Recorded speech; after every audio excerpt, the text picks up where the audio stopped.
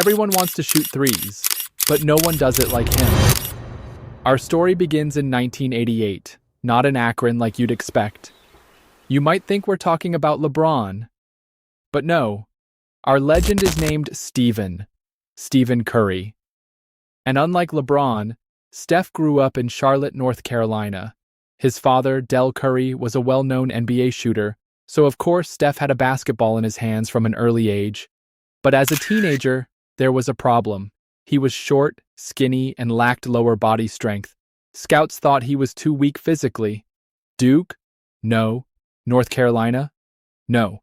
Even Virginia Tech, his father's alma mater, turned him down. It was a small school, Davidson, that finally gave him a shot. And there, Steph proved everyone wrong. He lit up the scoreboard, knocked out top teams in March Madness, and made a name for himself.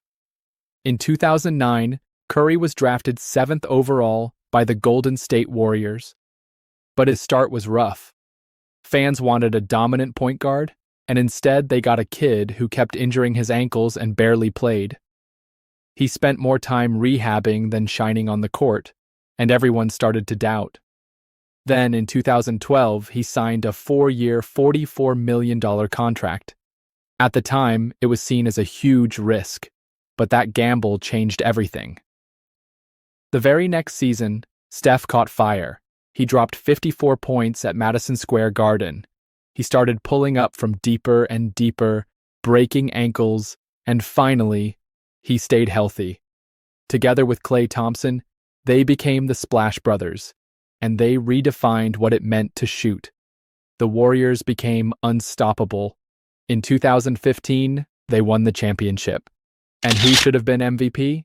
In 2016, they broke the all-time record with 73 wins. Curry was the first unanimous MVP in history. He was hitting from the logo like it was nothing, running nonstop, making defenses collapse. But in the finals, they blew a 3-1 lead to LeBron.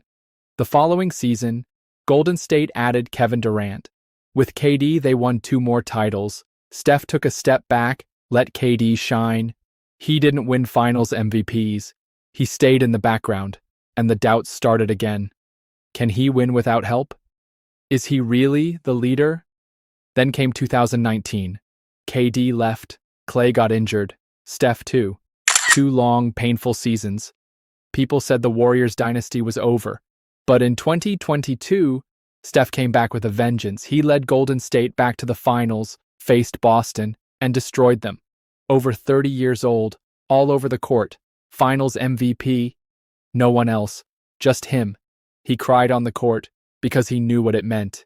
It was his redemption, his moment, because he worked and worked and worked, and in the end, he changed the culture of the NBA.